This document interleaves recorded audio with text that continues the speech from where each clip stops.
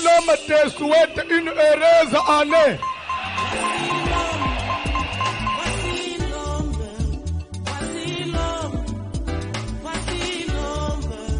L'homme des douleurs, voici l'homme.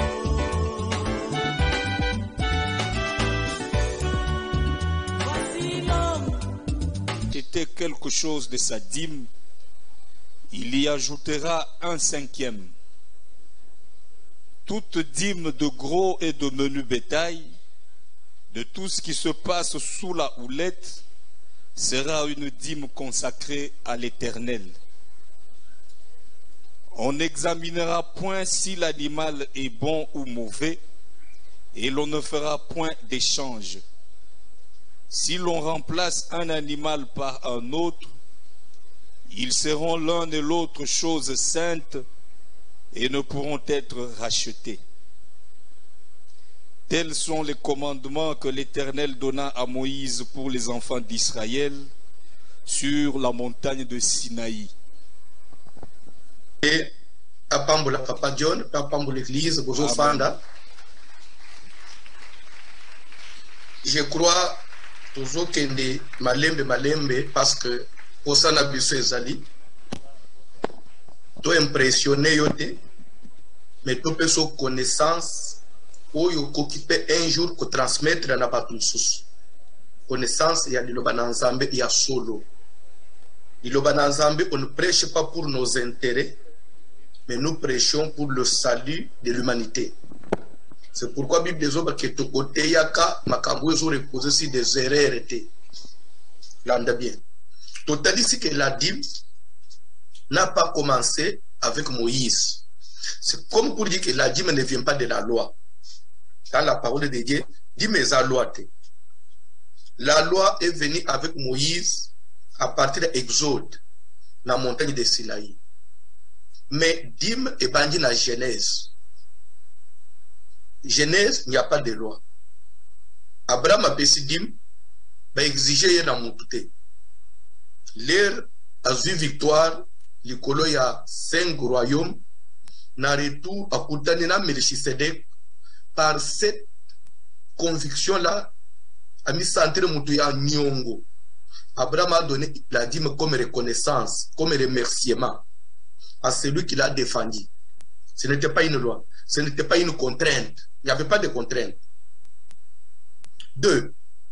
Toujours comme Jacob, dans Genèse 28, azo ça le veut. Bande ou veut, Esaïe que autres dans mon. Si Dieu me garde pendant ces voyages que je fais, s'il me donne du pain à manger et des habits pour me vêtir, si il me garde et adzongi singai na kimia, alors l'Éternel sera mon Dieu. Et cette pierre que moi, Jacob, j'ai dressée pour monument sera la maison de Dieu. Et je lui donnerai la dîme de tout. C'est une reconnaissance. Pas de contraintes, pas de loi. Tout ça dans la Genèse. Ce qu'on a dit, dîme bandi, na zouta na kati na moutou. Maintenant, les retours comme na loi. Net passage bazotanga na Lévitique a tokobi na loi. Nzambe soit zo importé dîme ou yeuti na reconnaissance, azo me mangu na loi et Dieu en fait une force maintenant. Connaissant l'homme, il aime les intérêts, Nzamba y ou comme il se dîme comme un impôt, comme une taxe. Oyo, on dit mi pe azo ye pas na Nzambe, aza censé couper ce poneni, l'ande bien. Batu ba pese dîme na Genèse, Abraham a pese na Melchisedek. Jacob aussi veut que les banques qui commandent pour Nzambe ndena opesa la dîme de tout. Mais à partir il y a ma exode de Lévitique, Nzambe a établir sacerdoce. A tie basali na Nzambe banganga Nzambe fonctionnement ya sacerdoce et bandi. Nzambe a trouvé maintenant que bateau bazana sacerdoce ils vont vivre comment? Parce qu'ils sont là pour l'œuvre de Dieu et ils doivent vivre de cette dîme. so ina tiki kake mutwaye na una ndenga reconnaissance musana zambe bukufu parce que reconnaissance tu peux donner aujourd'hui l'obi peut opacité tant mieux nzaba le non bongo te il faut comme loi mutu nyo sa sentir que soka opacité nazo frapper ndenga mu na l'état soka tiki kaka ke batu bafuta taxe ndenga balingi mboke kotonga mate ya mu DG kalanda mutu asele magasin ya mu na batu a DG bayaka basele biloko amutu. Et ça peut utindi comme mutofu. Ndio zomona siko na Lévitique. Bible zoba ke na Lévitique 27-34 dernier verset. Et l'Éternel donna à Moïse pour les enfants d'Israël sur la montagne de Sinaï. Quel commandement? Toujours on a 30. Toute dîme. Comment ça n'était que hier tout le monde qui 2 points. Toute et la maison de Dieu. Dîme eza dîme ya biloko nyonso et de deux et puis ça va ananda on azaba. Awa na lifika ba toute dîme moko na zomi nyonso. Nyonso eza teke opesi ya biloko amine notiki ya mike toute dîme et loko bengami kaka eza 1/10. Ateza ya 10 000 francs, 1000 francs eza dîme. Comme tu as 1000 francs eza dîme, c'est une dîme. $5 et ça dîme kende ocha. Et ça comme dîme, toute dîme, soit des récoltes de la terre, soit du fruit des arbres, appartient à l'Éternel. C'est une chose consacrée à l'Éternel. Quand on dit consacré, na lingala et bonzami. Na français, ce qui est consacré, ça est tenu de respect, c'est-à-dire c'est quelque chose qu'on ne peut pas manipuler n'importe comment. C'est quelque chose qui est saint. Quand vous les touchez, vous profanez. Quand vous les manipulez mal, vous péchez. Vous avez un problème contre Dieu. Ce qui est consacré appartient à Dieu. Ce qui appartient à Dieu, donc, moutoko simba ngote, moutoko manipulé ngote, ezali, chose sainte. Quand vous touchez, vous brûlez. Donc, la dîme, c'est une chose sainte. C'est ce qui fait que Bila Bato Fandouane, vous en avez parce que vous avez touché à la dîme qui était une chose consacrée. C'est une chose consacrée à l'Éternel. Si quelqu'un veut racheter quelque chose de sa dîme, par peut-être besoin, et tomber que ma foutu yombongo, il faut foutre Minerval là-bas, la rentrée scolaire, tout dans le mois de septembre, il faut rentrer scolaire, papa. Ma cambo est invité, na yadim, na dépensaki, na salelaki. Parce que, mbonge koka ite papa nangai. Ah, vous avez touché à la dîme. Bible est il faut foutre.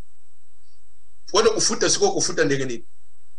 Ce qui est $100 dîme ya nzambo dépenser pour makambo ezaki ebele Minerval ya bana una futandaku fallait moi na voyager action interna ndena check na maboko na mbongo adim moi oyo ezolanda lokolo dépenser $100 ya bato adim chose consacrée à l'Éternel ozo futananu dîme ya moi oyo elandi normalement so dîme oyo dépenser ya $100 wana ozo ba isambu susu.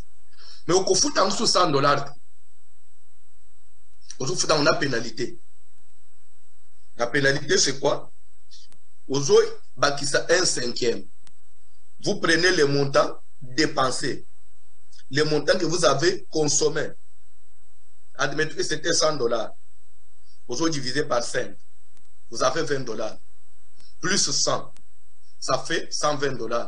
Au lieu aux gens qui sont $100, aux gens qui sont $100 plus les 1/5 de $100 plus $20. Il y a pénalité. Aux gens qui sont $120. C'est aussi mimbongo à Batoadim. Cette fois-là, mais si on fout $100, on peut dire fout aux akananyo. Nous avons besoin de l'oka.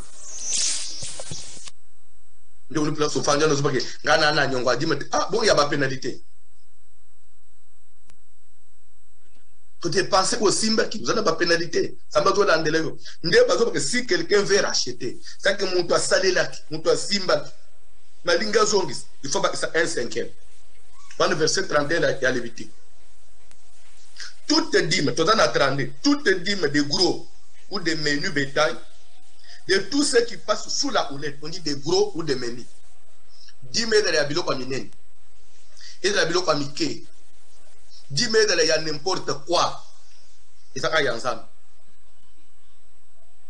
Il y a bilang, il y a commerce, il y a madé sauté kat, kope ya mbongo moko salat, il y a liké l'emboliak, et ça y a ensemble. Ni tout est dîme. Il y a bilo kwa minene to ya mike. Sera une dîme consacrée à l'Éternel. Wana mi beku ya dîme. Il y a place au fanjoan. Oye ba ke pa na nzambe toye. Nzambe pas za zobate.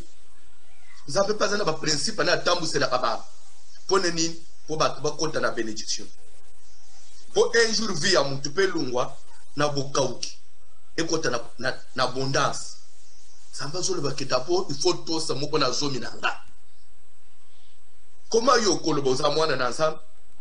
Ne dimo futa kate. Ole adim. Place au fanjwan. Église yo fanjwan. Kiti yo fanjwan. Le terrain yangwa de fanyi na ngambo kutonga bandenge ni. Toujours adone États-Unis te, ya gouvernement te. Ndaku na nzambe tonga makana bana na nzambe ndenge ofanya nde nzambe renforcer mibeko na ye ko musala nzambe ke ndeli boso na ko pesa exemple muke to banda ki ba live na zo salawa tanto ezo simba te mo to zo bunda ezo kena na kosimba peut-être yo zo ebete ezo salve mais chaque jour il y a des dépenses qui s'effectuent. Papa paie $2,000, papa paie 1,400, papa paie 1,500. Mais cet argent-là, le pasteur n'est pas là. Ça sort d'où? Ça sort d'où? De ce que les enfants de Dieu donnent. Mais s'il n'y a pas ça, ça dans un peu comme ça le matin, Moutoumoufi ya komona wanete. Avant mbongo sokota.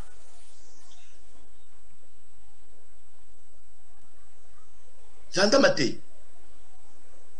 Nazolinga batanga Bible.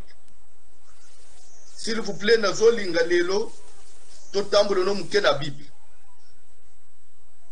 Papa John tozo sala voyage muke tozo kende na Nouveau Testament.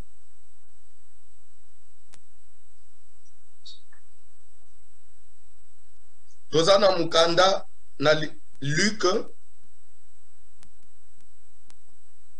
chapitre 18e.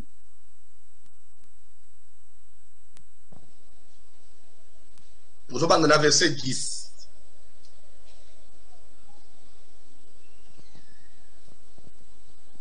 Pagina 10. Deux hommes montèrent au temple pour prier. L'un était pharisien et l'autre publicain. Le pharisien, debout, priait ainsi en lui-même. Ô Dieu, je te rends grâce de ce que je ne suis pas comme le reste des hommes qui sont ravisseurs, injustes, adultères ou même comme ce publicain.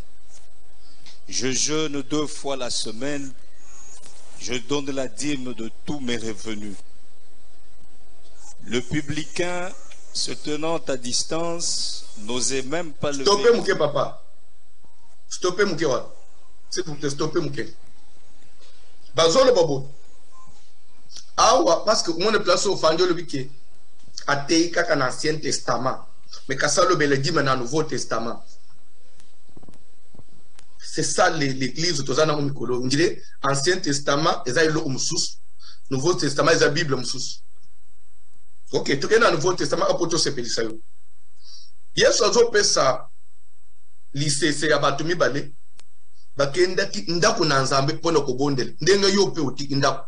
Melelo mercredi, uyenda ko na nzambe pona osala nini? Kosambela. Kama kosambela evanjili lelo te. Des hommes montèrent au temple pour prier. Lelo ozobi manda ko na ozo ya na temple, ya opona ko prier. Ko pona otonga batu te. Wele kwe kolandela makambo abatu te. Profesi ya muntu bapesi po yo kanga te. Yo muntu ko analiza ngo te. Yo pe muntu kolandele na prière te. Ki pe ya yo ndenge ofanywa. Mon professeur yoko simba l'église. Oh bah le bien général. Pas nous sim. Les professeurs qu'on donne pour l'église d'une manière générale. Ozo sim. Il y a mot sim. Mais il y a mot simba. Tu es venu pour prier. Bah il peut prendre au sambe. Bible doit que mot quoi les pharisiens, nous sommes zaki publicain. Pharisien a telemi likolo prier ainsi en lui-même. Il y a zo sambe na katia motema aboyi konganga. Oh Dieu, je te rends grâce de ce que je ne suis pas comme le reste des hommes. Car prier les hommes dans comparaison. Bana za kola batu nyonso te. Na za kola batu baza pembeni na ngaya wote. Papa ndi na zo kumisa yo. Ponga na za différent. Omoni na mokile. Komi mwana ka musantu koleka batu mususu te. Komi mwana ka spécial koleka batu mususu te. Ko compare vino na mutu te. Parce que Jésus yé moko un jour babengi ye bon maître. Jésus a le but pourquoi m'appelez-vous bon? Il y a des bons que Dieu lui seul. Un jour hier soit télémi, Bible on lui amena une femme va juiller na flagrance y adultère. Va y naye ya kokanga. Va lui mettre cette femme nous avons surprise en flagrance y adultère. D'après Moïse, de telles femmes, il faut pas la lapider. Akouf. Yosko lobini. Bato bazoya na makanisi na bango. Baza na deux positions. Parce que d'abord, bato ba même imoison c'était des pharisiens. Ba pharisiens baza kondima Yesu te. Il voulait maintenant prévenir ba accuser Yesu comme ça ba ridiculiser Yesu. Na likanisi soka lobby bon lapide yel wala Moïse lobby OK. C'est qu'il n'est pas différent de Moïse. Alors pourquoi il nous dit qu'il est le Messie? Il est le sauveur parce qu'il est avec le même langage que Moïse. Soka lobby bon lapide yete botika ya au moins certain imposteur. Aye ko favoriser péché. Des bâtons avec ce qu'on a deux positions. Donc nyonso ba yela soka lobby boy to kangiye, alors to kangiye. Aye bité liboso nani bazoke. Ma télévision moi babi ye yo lobini tonzo ngaka na kati ya likambwana olobike moi si oyo bo surprendre wapi soupçonte to kangie na mbeto ya ikobo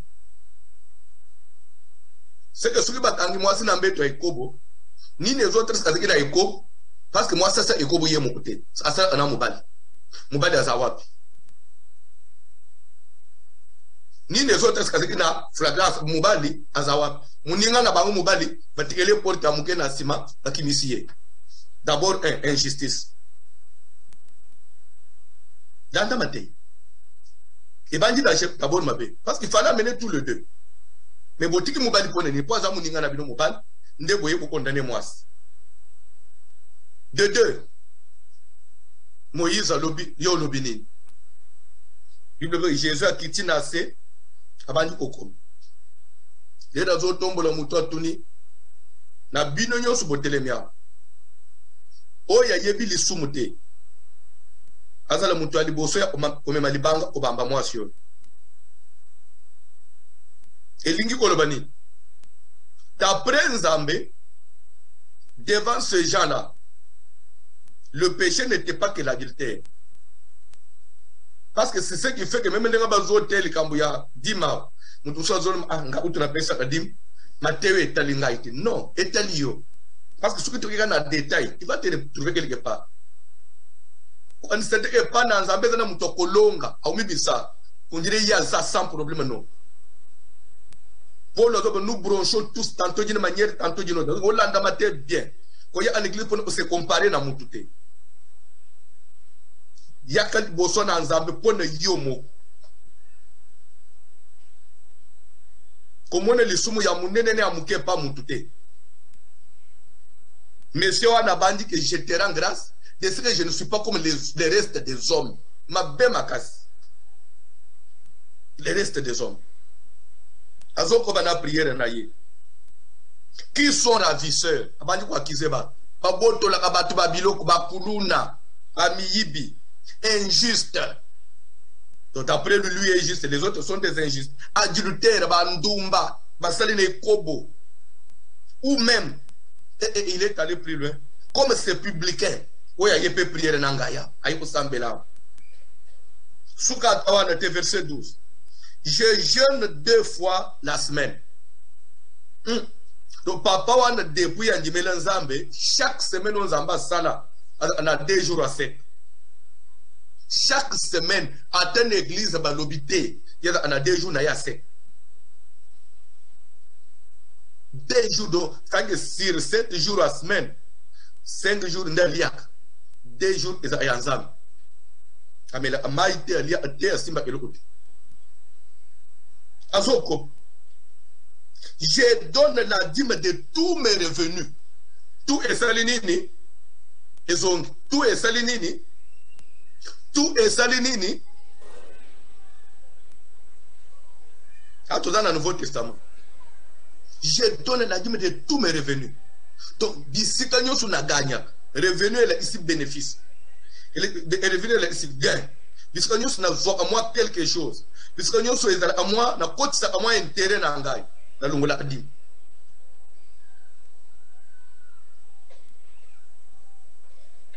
Bande pour prière et andeko. Ce qui nous a condamné prière, ce n'est pas parce que nous avons condamné dîme, ce n'est pas parce que nous avons condamné jeûne. Ce qui veut dire que nous avons condamné prière à papa pour ne jeûne, mais nous toujours gêner. Parce que nous continuons à gêner. Jésus lui-même a gêné. Ce qui nous avons condamné prière à ndeko, ce n'est pas parce que je ne suis pas comme les restes, je ne suis pas adultère, je ne suis pas injuste. Autrement, autre justice c'était. Mais ce qui nous a condamné à prier, c'est d'abord l'attitude. On a prié. 2, l'orgueil. 2, 3, la comparaison. 4, il s'est vanté devant Dieu. Comme si il voulait se justifier à partir de Misala et non la foi. Et pourtant, Misala Nabiso, il faut finir comme un akondima. D'abord la foi et les œuvres accompagnent la foi. Pourquoi? Parce que si nous devons enlever la foi, tu privilégies Misala, tu kolonga te parce que tu ko faillir kakanelo komo. C'est pourquoi il faut la foi au-dessus, Misala là.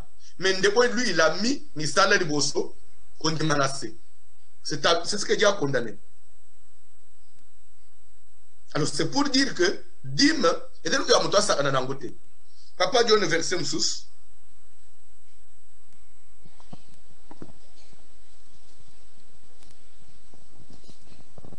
Luc 11, verset 42.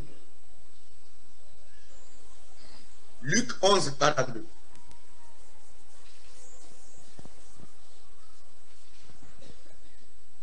Mais malheur à vous, pharisiens, parce que vous payez la dîme de la menthe, de la rue et de toutes les herbes, et que vous négligez la justice et l'amour de Dieu. C'est là ce qu'il fallait pratiquer sans omettre les autres choses. Malheur à vous, pharisiens, parce que vous aimez les premiers sièges dans les synagogues. Zamba Pambulo, Papa John. J'ai dit verset 12 seulement. Zamba Pambulo.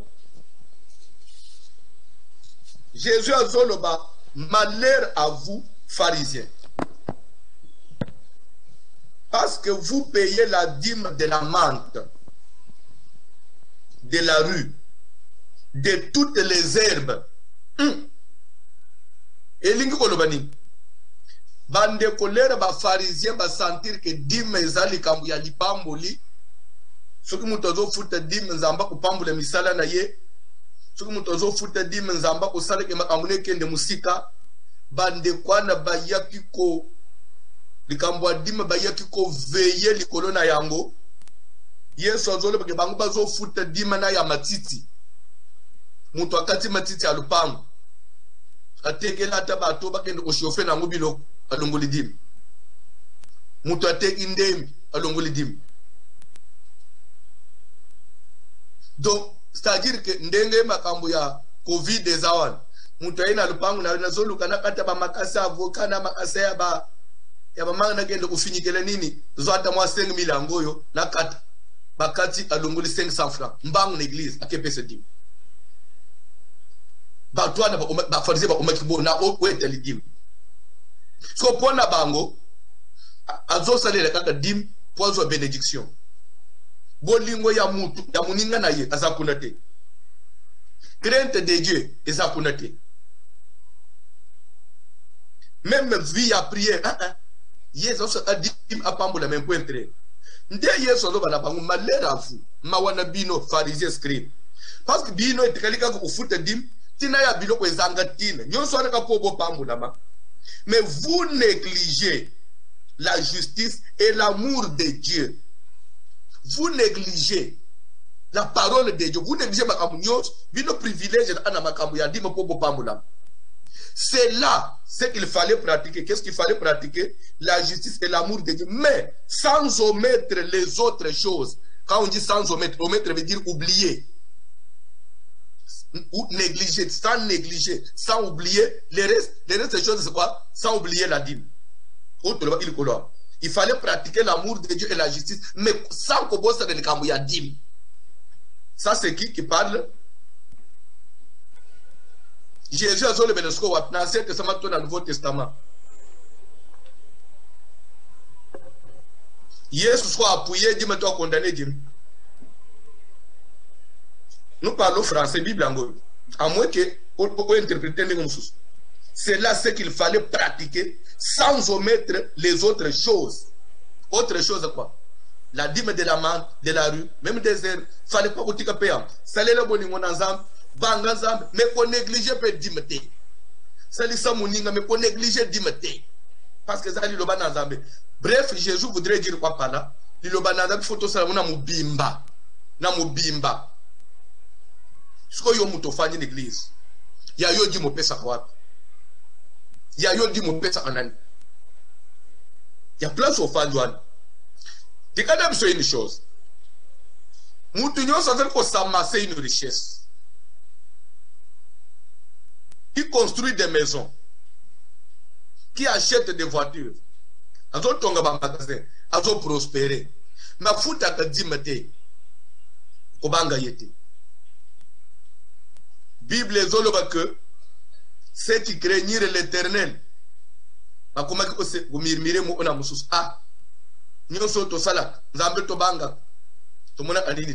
c'est comme si les batumabe bazo prospérer nzamba le bureau. Batumabe ozomona wana ruine na bango za musikate. Bien aimé, Bible zoba bien malaki profite ana mutute. Le monde a même ba politicien na mboka na bitwana. La deuxième république. Parce que tu as un carton à bambou, on a pas ça, on a pas coffre à même, à mitou. Et le ban a bambou à vini. Bilo ne kewa. Oko tongo ko sala yos. Mais le bilo kende le mi pe. Poneni soubassement ezate. Fondement na ngeza solidité. Tonga bozwi na yo likolo na muboko ezali lo bana nzambe. Ato tikela ngubana no ba kolia ngona motema pio. Et ko prospérer. Nzamba ko batela ngo. Ko santé tete na ndengo fanjwana. Yozo mono comme si oyozo wanende ko kina yo no. Mateo yeye po mutu nyonso amizongisa na nzela. Musali ya nzambe mwana na nzambe. Mukolo mwana muke. Zonga kati na yo. Considérez vos voix. Koluka okutana na nzambe na nzela note. Mukanda na malashi ezoloba. Malamu oza le problème nanga mutu. Nzamba ye ko intervenir. Mais ko zaleli kamuna nzambe te. Du moment yo zali kamuna nzambe. Nani ko zala conseiller. Nani ko fanji so na nzamba ka bula bibi. Ya ndengo fanjwana. Malamu n'église baloba. Tozo sala prière. Tozo temela bandoki. Bato misala mulini bazo bungisa misala na biso. Moto. Et tozo boka moto ana. Moto c'est Dieu lui-même qui exerce le jugement. En étant en accord avec Dieu, tozo prier nzamba zo accompagner maloba na biso. Te. Siko yo bakoloba. To sambela mutu yo soto bungisa misala. Mais tozo kutenge ya yo misala mutu tozo bungisa te. Nzambe nda bloquer yo pona nyongwa dim. Okuba ele nzambe moto to kwa ele na. C'est pourquoi nous avons Matthieu ici la terre. Moutounio se fois se racheter. Bible dit si quelqu'un veut racheter sa dîme, tout on a Lévitique. Tout on a Lévitique. Parce que moi aussi, je très bien. Lévitique 27. Tout on a 30. Papa John.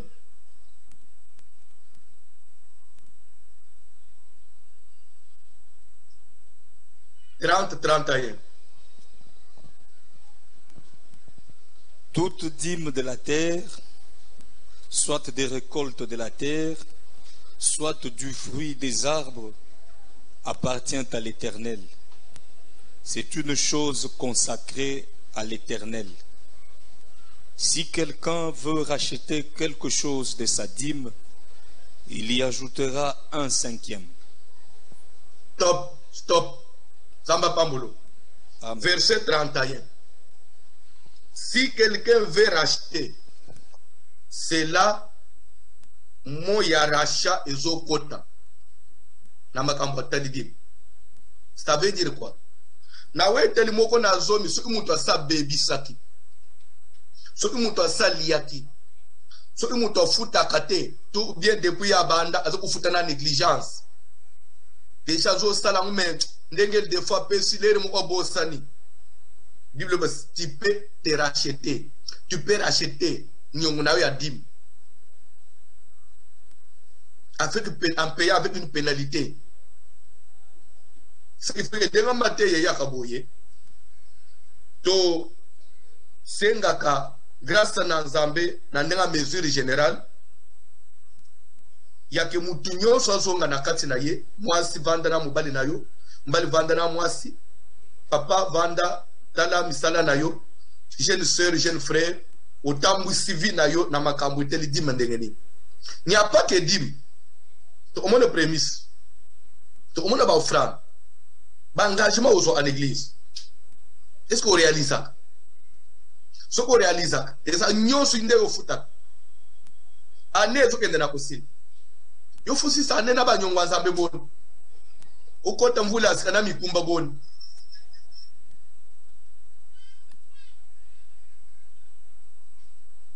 Na français balobaka nouvelle année, nouvelle méthode.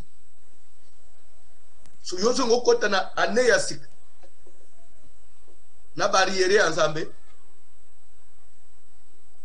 ndebi pai wapi tozo pesa mesure de grâce ya ke mutu nyonso afanja lubite ngana zolinga na kota na mikumba te na banyongo ya ndima ya Nzambe na za nango eza ya autant na zo teka te loko na ngai na fut na ona yebite na zo zo montant oyo na zo ba isolo la pénalité un montant forfaitaire de votre choix. Kolandi sa bozwi na yo nazo bakisi eza rachat na ngai Nzambe aboya ngai te loba na Nzambe apona kuboma te pona kutumba te Nzambe ya apona kusukola bana na yo tozongisa bango na alliance na yo ndo moni toloba ki que tozokota siko na étape ya obanda ko se préparer obongisa pa enveloppe no ya rachat. Hormis enveloppe no pesa chaque dimanche, mais enveloppe ya rachat ya badim, ya ba engagement, ya ba prémisse ya ba nyongwa Nzambe. On appelle ça bien té. Je crois que ça ne sera pas pour ce dimanche, ça sera pour l'autre dimanche là-bas. Dimanche c'est le 12. Je crois que le dimanche qui vient ça sera le 19 ou le 18. L'autre dimanche là, ndé posa le jour ya rachat. Pona mutu nyonso. Ko banda basali na Nzambe bazochela bato maboko ko lukate ozochela bato maboko yo mo na bilakili mabe surtout enveloppe basali na Nzambe ngamo ona ujirishango juranto obandana ba serviteur nyos bazotanga moko atie to sambe suki basali na Nzambe basil ndesko bakochela yo maboko. Là je ne blague pas. Nous voulons église peto le mato otarane tozo kota patuma bika bénédiction ane tozo kota patunyo suba pambula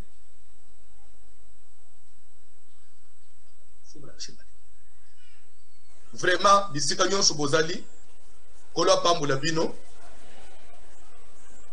kona teyo kito soki nzamba sungi oye kokota na étape ya koye kolobela siko likolo ya ba prémisse likolo ya ba engagement likolo ya ba offrande mais d'abord tozo likolo ya dîme dîme ezali nyonso yo ozozwa ata bakabeli na nzela ata osali cope nini il faut longola un dixième ata osali nini il faut futa il faut longola un dixième bible ezoba ezali ya nzambe bande umutu apambulaka bato eza nzambe na lero yo ozotambula omoni kaka nzambe asungi yo mwa mbongo moko kwei na maboko na yo pa yeba mbala moko ke ya nzambe eza na kati donc wana utu blague eza te ya nzambe eza d'office na kati ya nzambe eza d'abord combien na aussi $100 $10 eza bato ya nzambe na aussi $50 $5 eza bato ya nzambe donc eza kutu bible eza déjà chose sainte eza une chose sacrée eza kutu te odiscuter na mutu eza kutu te okoloba eloko déjà eza ya nzambe okodiscuter na mutu te eza même pas que Dieu va comprendre c'est ça liloba na nzambe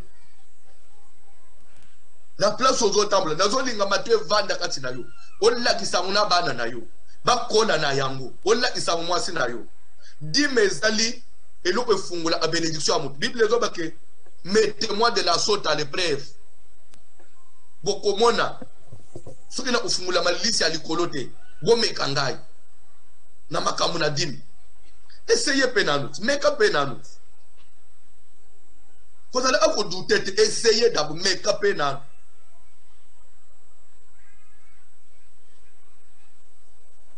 Zamba Pambo l'église, Zamba Pambo la Batunion, je ne vais pas vous prendre trop de temps.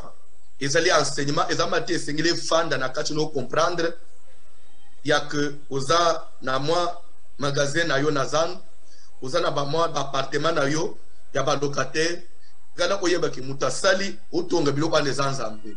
Locataire a fouti $100, $20 za ba to nzambe. A futa ko ça 50, $15 za ba to, c'est chaque mois.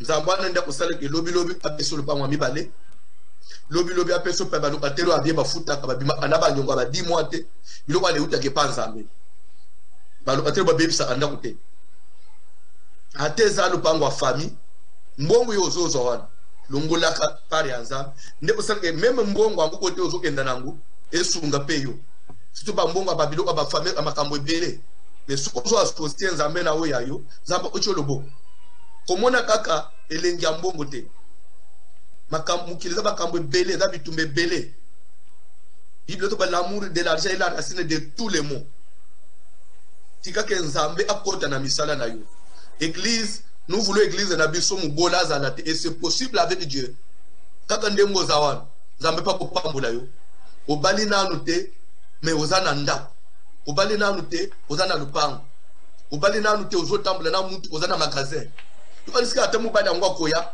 ozale mubali ayinju do finga mama no papa na yo eko ba ndenge ni a gifler on batana nzela liboso ba travers na magasin na yo soit les alibans na respect de belle madame chérie bébé bon s'il te plaît je peux prendre contestation un peu avec ta portée ça libala s'il te plaît et dans les balaya musinga chala le quoi kala tikanzamba va vraiment délivrer au lunga na biloko wana travailler pour aller de l'avant travailler sur la terre pour avoir de la valeur parce que Nzambe toujours respecté parce qu'il a créé ça épaissir valeur mon obo produisez au cause valeur au cause de considérer au cause de respecter na ba a so on dit amen 2022 au réussir.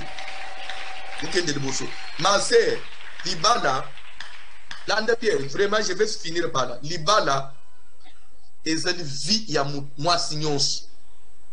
Après classe, après nyons, il faut qu'on a Libala parce qu'il faut fonder, il faut beau. Mais, Libala est comme si, le collègue aux autres de Libala, au collègue en bon côté. Le collègue aux autres de Libala, au collègue salé le côté, parce qu'au cobale, non. Bon, ce qu'il y était. Inaperçu.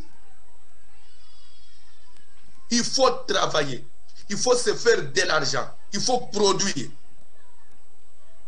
toujours li bale ko yawan ekutanga na niveau mo jeune frère atena no balité organise-toi ba ko sote e mutu ko so organise fois balle non organise-toi moi ça auto comme déjà n'a pas mon boy la vie n'est plus comme avant atika nzamba pombe l'église bon vous explorer na ba villageois explorer ya grand frère na biso ukabela ngai ndeko nanga opesa ngai non ça ce n'est plus une vie biloko akala biloko anende zo kolisa kindo in Afrique ya moko azui so batunyo to batale le misu fo baliye akabule biloko ka mu biloko nini et loko yo yebi ndenge muto zo elango te oketa na unile pa oketa na unile pa parce que za muto ina yote mutunyo so otespère travail na atina ye tozola mukana tong tu fais quoi jina le ko le kanga boité parce que na okende l'église ba osenga nga offrande nzamba osenga nga dîme ni ngamba kuna produire nini bible no baba ya ni boso nzambe maboko pamba te alipona kenda maboko pamba te il faut na luka na memele quelque chose biloko mutu azo pesa nzambe s'il vous plaît biloko mutu justifier ape mutu boso na nzambe tanga Genèse 4 au monde bible zo ba au bout de quelques temps Caïn fit à l'Éternel une offrande des fruits de la terre. Abel de son côté en fut une de premiers-nés de son troupeau et de leur graisse. L'Éternel porta un regard favorable sur Abel. S'il vous plaît. En français, on ne devait pas dire ça. On devait dire ceci. Abel de son côté en fit une de premiers-nés de son troupeau et de leur graisse. On devait dire l'Éternel porta un regard favorable sur l'offrande d'Abel. Mais on ne dit pas ça. L'Éternel porta un regard favorable sur Abel et sur son offrande. Yandana. Caïn, l'Éternel ne porta pas un regard favorable sur Caïn, même sur son offrande. C'est-à-dire offrande est boy ici moutou. Tout comme offrande est ici moutou. Donc nous avons besoin Abel si mandimi offrande. Et pourtant, qu'est-ce qui a fait la différence entre Abel et Caïn? C'est l'offrande. Dieu devait d'abord accepter l'offrande, après non. Il accepte d'abord l'homme, après il accepte son offrande. C'est lui qui a donné man, Dieu le refuse, après il le repousse même son offrande. L'offrande agrée l'homme. L'offrande de bon, c'est la mouture boson ensemble. Ce que vous éviter, l'humanité tout entière, on avait péché, on avait été condamné, vendu au mal, depuis Adam et Ève. Mais quand Jésus est mort, Jésus a répandu le sang. Makila na Yesu, offrande suprême ya Yesu, et zone sibisobana na Nzambe. Qu'est-ce qui nous a rendu agréable na Nzambe? C'est l'offrande suprême de la croix. Libonza ya mutu efungulela ayenzela. Ya ndengo yena l'église, opesipe libonza ya bien, osimbipe motema na Nzambe. Soko yebite. Cette pauvre veuve a pensé à des makuta, tout ce qu'elle avait pour vivre. Yesu a témoigné qui est. Yo l'église au pesa ani. Sambeli kitoko. Lelo au pesa ni. Offrande à mutu fungule nzela. Tika libonzo na poko ay fungule nzela. Même après no mata. Pour chiter, tozo sukela wa tanga mukanda na Actes des Apôtres chapitre 10 du solo à Corneille. Un homme pieux, craignant Dieu avec toute sa maison. Il priait Dieu continuellement et faisait beaucoup d'aumônes au peuple. Corneille, tes prières et tes aumônes sont montées devant Dieu. Il s'en est souvenu. Ma bonne no ebele, na ba bonza na yo et mati. Ma prière ebele na ba offrande na yo mati. Zamba kalisio. Tout le monde qui offrande pe et tindi la prière à mutu et pensa efficacité na prière à mutu. C'est la parole de Dieu. Tous les gens qui ont dépouillé yote, depuis nous escroquer yote. C'est dans la Bible. Tika kindumba tika kanda tika muibi. Tous les pesa lele liloba na dim, tele liloba offrande nzamba pambula peyo, vino pesa la stable. Ah tika nzamba fulu kisabini. Tika lilobo ezo place na motema mutu nyonso. Ozo incliner mutu no na losamba. Toto prier. Incliner mutu na losamba. Ozo sala prier. Papa, lilobe zo lebe te na tindele ki bangu lilobe bi isa ki bangu nasi na yoka lilobo ezamba na liboso te mais sima eza ana mwa négligence moko eza ana eloko moko ya kondire yibaka yango po ezongisanga ana case du départ on dirait balingi te nga na kende na décoller libele cette fois-ci aide-moi na tambola conformément na liloba na yo papa na kende musika to sambela na ombo na Jésus sambela mbaloyo ezala comme autre fois nayebi ke zamba na liboso yo kamate ya bote betika lilobo esimba botema na yo soki na esprit moko yaka koyiba kobotola kotia mwa négligence moko na kati na yo nazo telemela l'histoire no nom de Jésus liloba na nzambe botambuma liloba na nzambe tia misisa liloba na nzambe transformer yo ekolisa yo ozala pe mundimi ya solo wazo tambula conformément lokola pharisien azo lebete je donne la dîme de tout mes revenus kolo sunga pe ya pesa ya nyonso na tina simba yo amona bolamu na yo ngolu na we landa ye na banzela ne nyonso dans le nom de Jésus ozo simbo frando no na loboka kandengo fanji nazo prier avant to bonzela nzambe mutu nyonso azo bongama zo frando no memi na pokwa ofanda na una loboka mobali rapidement.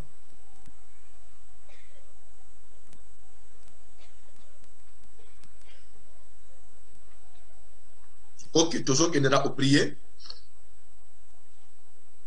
Mokonzi na likolo nzambe munene oloba kete na tindela ki bango liloba pe lilobe bikisa ki bango na pokwa na lelo totondi obotondi pe topamboli liboto e yambi liloba liloba ya délivrance ya malédiction matérielle baboyi bazala peuple rebelle baboyi bazala frappé de la malédiction toute l'église yango moko na moko andimi komi zongisa kotosa komi racheter oya pesa kate alubi fasala na cha kwaze ko pesa na négligence kwaze ko pesa na délestage maono italisama tokota na alliance ya sika.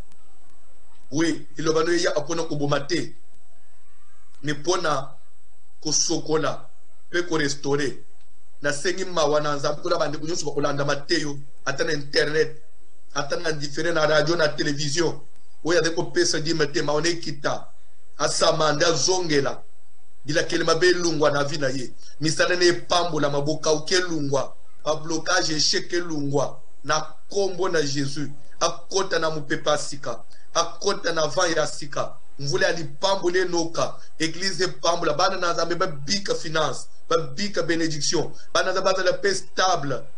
Bible de mettre des riches que tu étais tu t'es fait pauvre pour que par ta pauvreté ton peuple Seigneur était le bas à l'enrichi mafuta ya lipambole kita na moko na misala na bango na kombo na Jésus amen.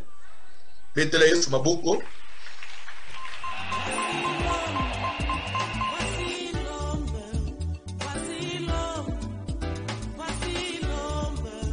L'homme des douleurs.